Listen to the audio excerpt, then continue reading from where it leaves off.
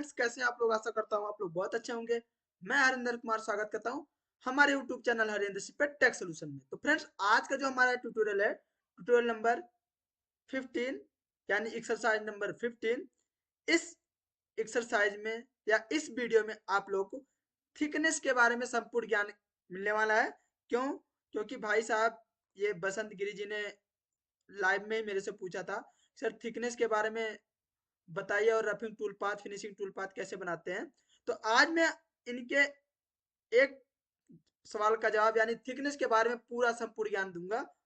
ठीक है, उसके बाद हम रफिंग फिनिशिंग वाला भी एक सेशन कर लेंगे, एक वीडियो बना देंगे। ठीक है, तो चलते हम पावर मिल के पेज पे। ये मेरा पावर मिल का पेज है। ठीक है, जिसमें आपको क्या करना है, सबसे पहले आप थिकनेस, पावर मिल के अंदर थिकनेस की बात करते हो तो थिकनेस मतलब होता क्या है, संपूर्ण जानकारी अगर आप लोग देखोगे इस वीडियो को तो मिल जाएगा आप लोग को। ठीक है, तो थिकनेस होता है कि आपका स्टॉक मार्जिन।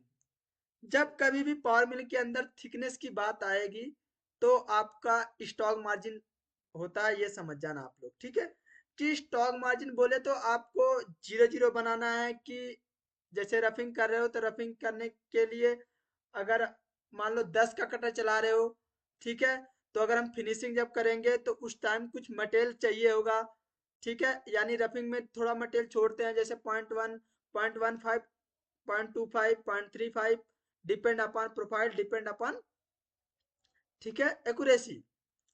वो हमारा एक थिकनेस होता है। यानी हमने स्टॉक मार्जिन को अगर हम सच भाषा में बोला जाए तो पावर मिल में हम थिकनेस बोलते हैं। और वैसे हम सीधा सिंपल सी जान जाए कि मेरे को रफिंग के बाद फिनिशिंग के लिए कितना मटेरियल छोड़ना है, या फिनिशिंग हो गया है और साइज मेरे को खोलना है।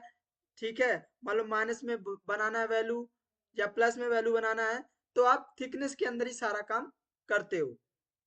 ठीक है, यह रह गई अभी थिकनेस के बारे में जानकारी।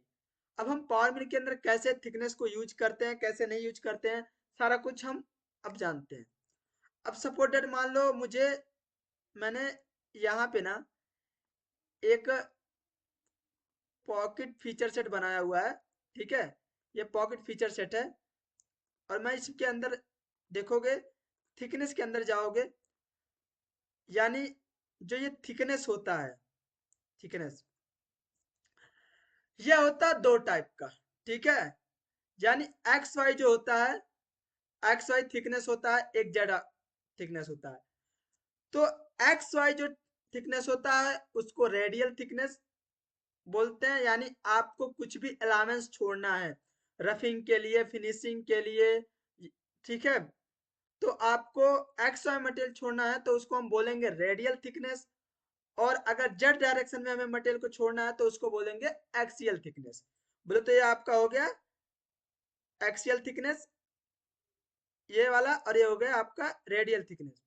ठीक है, जैसे अभी क्या होता है कि आप इसको ऑफ कर देते हो तो ये दोनों में आपका थिकनेस यानी एक्स वाई जेड तीनों एक्सिस में आपका स्ट्रॉन्ग मार्जिन छोड़ता है। यानी 0.35 अगर मैं डाल देता हूं तो मेरा पार्ट का 0.35 मटेरियल छोड़ के मशीनिंग करेगा।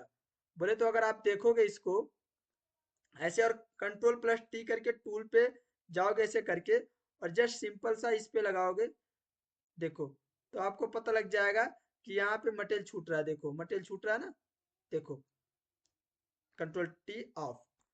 अभी इसको ऑन कर देते हैं तो आपका ये होता है एक्स वाई, ये होता है जेड। मतलब ये आपका देखो यहाँ से डायरेक्शन दे रहा है। ठीक है, एक्स वाई मटेरियल छूटेगा इसका 0.35 और जेड में छूटेगा आपका 0.15। इसी केस में अगर हम यहाँ पे जीरो कर देते हैं जब, तो वो हो जाता है फिनिशिंग। मतलब आपका प्रॉपर पूरे अच्छी तरीके से फिनिशिंग हो जाएगी। बोले तो जैसे अगर मैं आउटर का प्रोग्राम देखूं तो अभी कर्व थिकनेस यहाँ पे जीरो जीरो है, कर्व थिकनेस मैंने जीरो जीरो कर दिया, यहाँ पे भी जीरो जीरो कर दिया आउटर में और कैलकुलेट कर दिया टूल पाथ। तो अभी क्या होगा, आपका आउटर पे देखो, यहाँ पे भी नीचे भी आपका सारा कुछ ये बताता है, अलावेंस बताता है। एक्स में, वाई में, एक्स वाई में और जेड में, तीनों में सारी चीजें बताता है कि आपको फिनिशिंग ना। सभी मैंने 0 0 कर दिया हुआ है। तो यहाँ पे क्या हो रहा है कि कर्व थिकनेस, देखो वहां पे थिकनेस केवल था, यहाँ पे कर्व थिकनेस होगा। ऑटोमेटिक 2D में ऑटोमेटिक वेरिफिकेशन या 3D में ऑटोमेटिक वेरिफिकेशन, ये चीजें, ये भी थिकनेस का ही पार्ट है। ठीक है, मतलब स्टॉक मार्जिन का ही पार्ट है। ठीक है, अभी मैंने इसको जस्ट इसको कॉपी किया। अभी मैं 0 0 पे बना रहा था। अब मैं चाहता हूं कि मेरे को साइज ना, मेरा कटर खोल दे रहा, मतलब साइज ना पूरा बना नहीं रहा। तो मैं यहाँ पे क्या करता हूँ, 50 माइक्रोन मान लो मैंने माइनस कर दिया। ठीक है, और यहाँ पे भी मैंने 2D टूल पाथ है तो यहाँ पे भी डालना पड़ेगा। तो अभी 50 माइक्रोन आपका एक्स वाई में मटेरियल कटेगा, जेड में 0 0 पे चलेगा, और कैलकुलेट कर देता हूँ मैं। अब देखो दोनों टूल पाथ के बीच में गैप देखो, टॉप व्यू देखोगे, देखो दोनों में गैप है। ये देखो 50 में, ये जो ग्रीन वाला हो गया 50 माइक्रोन अंदर घुस गया। ठीक है, ये आपका 0 0 पे चला। जैसे अगर मैं इसको 0 0 करता हूँ, एक्सेप्ट, और फिक्स डायरेक्शन। अभी मैं आउटर का ये 0 0 वाला चला रहा हूँ, तो देखो कुछ भी नहीं, अभी देखना कुछ भी फर्क नहीं पड़ेगा। क्यों? क्योंकि मेरा 0 0 पे, मेरे 0 0 थिकनेस पे मेरा साइज बन रहा है। ठीक है, अभी यहाँ पे आप कलर भी चेंज करके देख सकते हैं, सेम कलर है। लेकिन जैसे मैंने माइनस वाला चलाया, मैंने थिकनेस को माइनस कर दिया, मतलब कि माइनस करने से क्या होगा कि आपका 50 माइक्रोन पर साइड कट लग जाएगा। जैसे मैं इसको कैलकुलेट करूंगा तो आप देखोगे कलर चेंज हो गया, मतलब कि आपका जो प्रोफाइल है उस पे 50 माइक्रोन का कट लग गया। पहले मैंने 0 0 पे चलाया, अभी 50 माइक्रोन का कट लग गया। तो मतलब अगर आपको स्टॉक मार्जिन में माइनस करना है, यानी ज्यादा कट लगाना है या मटेरियल छोड़ना है, तो आपका ये सारा पैरामीटर आपके थिकनेस पे वेरी करेगा। थिकनेस के अंदर ही हमें सारा चीज करना है। ठीक है, यानी स्टॉक मार्जिन ही हमारा थिकनेस होता है कि हमें रफिंग के बाद फिनिशिंग के लिए कितना मटेरियल छोड़ना है, या मैं साइज मेरा बना रहा हूँ, मेरा कटर साइज नहीं बना पा रहा, तो मैं थिकनेस में क्या करूंगा, उसकी वैल्यू को माइनस में कर दूंगा। तो मेरा वो उतना 50 माइक्रोन कर दूंगा, तो 50 माइक्रोन पर साइड यानी 0.1 आपका साइज छोटा हो जाएगा, अगर आउटर पे मशीनिंग करे हो। अगर इनर मशीनिंग करे हो तो 50 माइक्रोन यानी पर साइड 50 माइक्रोन, तो टोटल 0.1 आपका जॉब खुल जाएगा। मतलब अगर मैं इसके अंदर मैं मशीनिंग कर देता, इस जॉब के अंदर मैं मशीनिंग करता, यहाँ से लेता हूँ ऐसे, फिनिश स्केच, एक्सेप्ट। ठीक है, और यहाँ से रिवर्स, उसके बाद यहाँ से डेप्थ ले लूंगा, यहाँ से 15 mm, बस कैलकुलेट कर देता हूँ। अब देखो, अभी यहाँ 50 माइक्रोन आपका एक्स्ट्रा कर देगा। अगर मैं इसका स्टॉक मार्जिन देखूं, ठीक है, और यहाँ पे पहले रफिंग वाला टूल पाथ चलाना पड़ेगा हमें।